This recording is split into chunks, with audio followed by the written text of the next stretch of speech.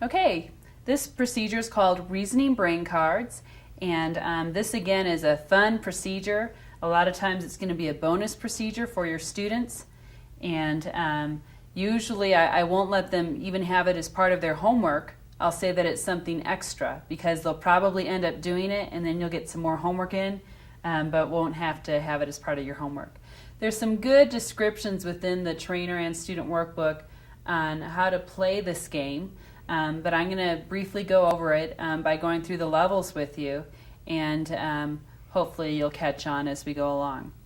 So let me go ahead and explain it. We have our grid here, and you can see that we have different colors and we have different shapes. So let's go ahead and talk about what the shapes are called. This shape would be called a box. This shape is called a ring, and this shape is called a cone. And then we have three colors. We have yellow, blue, and red. In order to make a group, and a group is 3 cards, you have to look at each of the factors. You have to look at color and shape. And in order to be a group, each of those factors either has to be all the same or all different. So, Brett, let's go ahead and do this. If I had a yellow cone and a red cone, in order to make a group, what card would I need? A blue. I'd need a blue cone. If I had a red ring and a red box, what card would I need to make a group? A red cone. A red cone. Because these two shapes were different, I had to look for another shape that was different as well, because all the shapes would have to be different. And because both of these were red, I would need a card that was also red because these two were red. So each of the factors, color has to be all the same or all different, and shape had to be all the same or all different. So let me go ahead and we'll look at level 1. Level 1, I'm going to go ahead and point to 2 cards, and then he's going to tell me what the third card should be, or he can point to it. And we're going to use our stopwatch for this. And I just like to count out loud so that they know how many descriptions they've gotten. So you're supposed to get 10 descriptions. So let's go ahead and try this, okay? Ready? Go. Yellow ring. 1, Red box. 2, Red cone. 3, Red box. 4, Blue box. 5,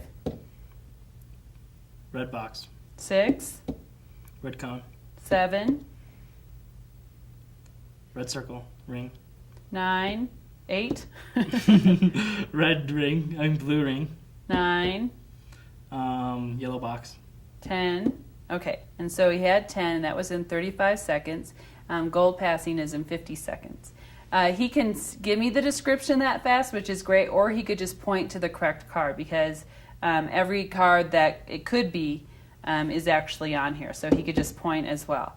But by counting, he knows where he is, and then you can stop your stopwatch and see where they are. If they pass gold levels on here, that means they've passed silver, bronze, and ribbon as well. They don't have to pass each of those levels. And the medal levels really don't change. It's just time, so it's not really a different type of thing. The procedure changes by the numbered levels. The procedure changes by the numbered levels.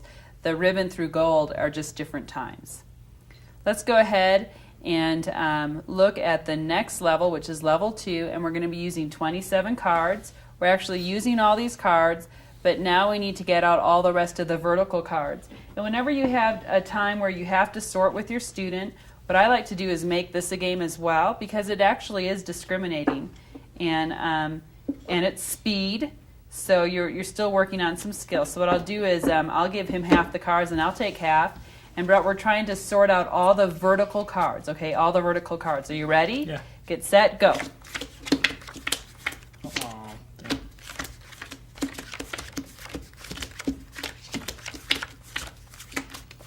He's fast. You have to go faster. I used to beat him, but now that he's a trainer, done. I don't beat him as often. So now we should have 27 cards. And just like the other things, I can have him count up cards. You ready? Get set, count. No.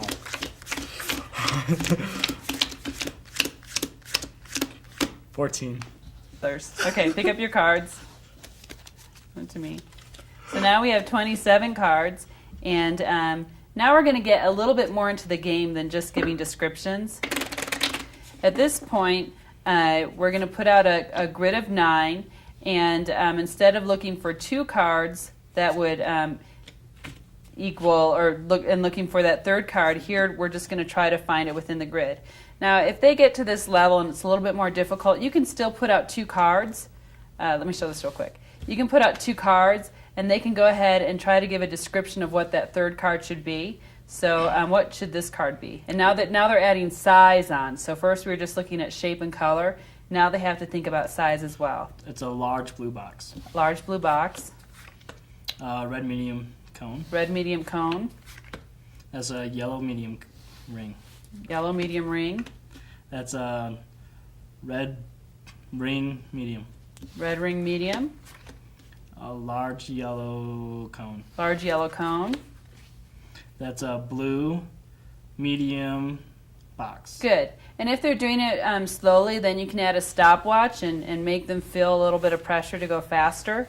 You know, a lot of kids want to take their time. So by adding that stopwatch on, you're consciously making them aware of how much time they're taking.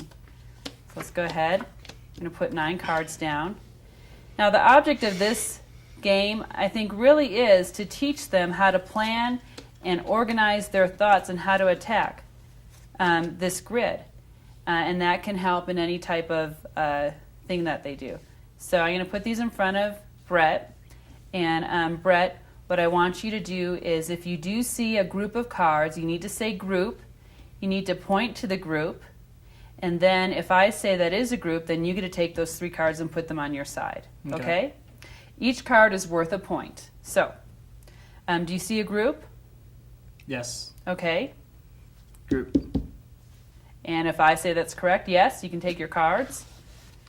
Probably want to make them do a little bit of the work, especially if they start beating you and things. Group. Okay, that's a group.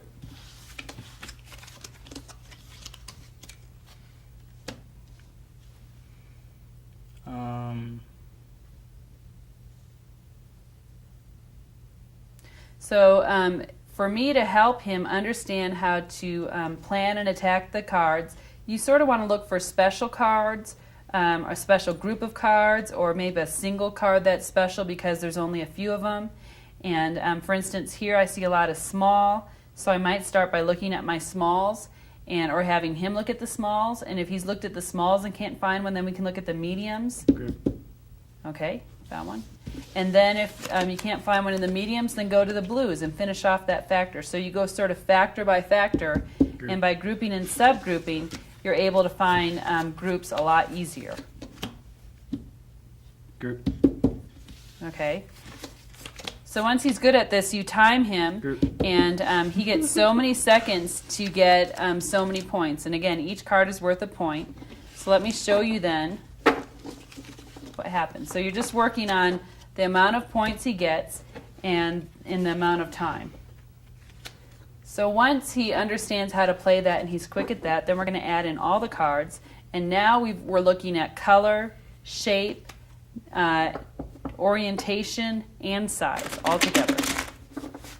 So you're going to have to think of all those factors while we're playing this. At the same time, when you get to level 5 and you're using all 81 cards, then you're going to put 12 cards down because it becomes a lot more difficult. When you can't find a group, then as a trainer, you can put down an additional card, or if the student wants to add another card to the group, then he can pay you a card by his deck. So what he would do is he would take one of the points he's earned, give it back to you. You would put an additional card down, so you have 13 cards down on the grid. And when you have 13 cards down, then you can try to find a group. And the next time, you'd only replenish it with 2. So let's go ahead and look at this grid of cards here. And I see a lot of red. So during the first couple or even few weeks, as I'm playing this with a student, I'm almost talking through the whole game, just sort of getting them into the idea of looking through the different groups and subgrouping. and I'm finishing off factors. Can you find one in red? Yeah. Group. Okay, and he has a small vertical cone, a medium red box, and a large diagonal ring, and that is a group. So again, we're looking at orientation here. Okay. Ooh. So I see a lot of small. So if we Group. look, okay, and he found one in small. Group. Okay, let me talk through this a little bit, Brett. Okay, so we have our 12 cards down, and again, when you're talking to them, and the whole idea behind the procedure is to give them your logic, your way of thinking. So here we see a lot of yellow rings, and a lot of times if you can look within one factor and then sort of sub-factor, you'll find a group. And here we have a lot of rings, and within the rings we only have one large and one small. So what we would need is a medium diagonal ring to finish that off, and there's a group right there. Let's look at some more here. Okay, I noticed right away that maybe my special cards would be yellow because there's only 2 yellows. So what I might want to do real quickly is find out if there's a group within blue or red, where all the cards are blue or all the cards are red. And then if there's not, I know I'm going to have to use one of those 2 cards because it's going to have to be different colors. So if we look in blue real quick, we notice there's no rings. So we couldn't make one in blue. So then with red, there's a lot of red. Just notice that. And in red, there is no diagonal, so we'd have to do a vertical. And Nope. can't do that. That's vertical. So we have no diagonal, so we'd have to stick within the same orientation. And so you can logically sort of think through the cards. If we've gone through blue, and now we went through red, now we know that we have to use one of these 2 cards. So you can take some of the factors from them and see if you can pull out a group. Can you find one? There's a lot of cones. Okay.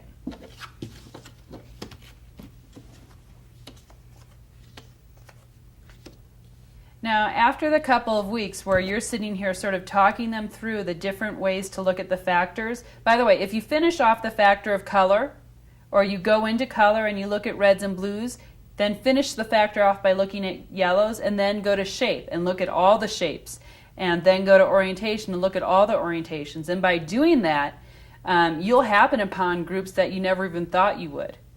So, do you see a group? I haven't found one yet. Okay. Let's go ahead and after a couple weeks of you talking, then you listen to them talk. So go ahead and talk me through what you're doing. First of all, I see a lot of red. Okay. And there's a lot of red boxes. There's only one red ring. And so with this, I need a diagonal. So this is my only diagonal also. So I don't think there's a group in red Okay. with that. And see, this almost looks like one, but it's not. We do have a lot of rings, but we don't have any blue rings. Well, if you're doing red, you worked with red first? Yeah. Okay, then look at blues real quick. Can you make one with blues? No. And yellows? No. No. So what do we know about the group that we're looking for? They'll have to be different colors. It's all going to have to be different colors. Okay, now what are you doing? We got quite a few mediums also. Okay, so you want to look at size? Okay, so let's look at mediums within size. Okay. I don't see any medium And boxes. these are though. mediums, right? I don't see any medium boxes. Right, so in order to be a medium group, it would have to be rings or cones, and that can't be. So you want to finish that off, so we'll look at larges then. Okay. And the largest, we have a group. Good. So again, as soon as you sort of plan and attack and organize your thoughts, that's when you're going to find your groups. Good. Let's do this just a few more times, because I think that this is a really important part of the program, especially for a trainer to understand. Go ahead. Group. Okay, you take it. Make your student work. Okay, group. Okay, so he's not talking us through. He's not helping us in that way. No. Again, this is a great game. It's also a fun family game. We can play together where I'm looking for groups as well and taking cards. And the students get really fast at this. So this is a fun procedure to work with.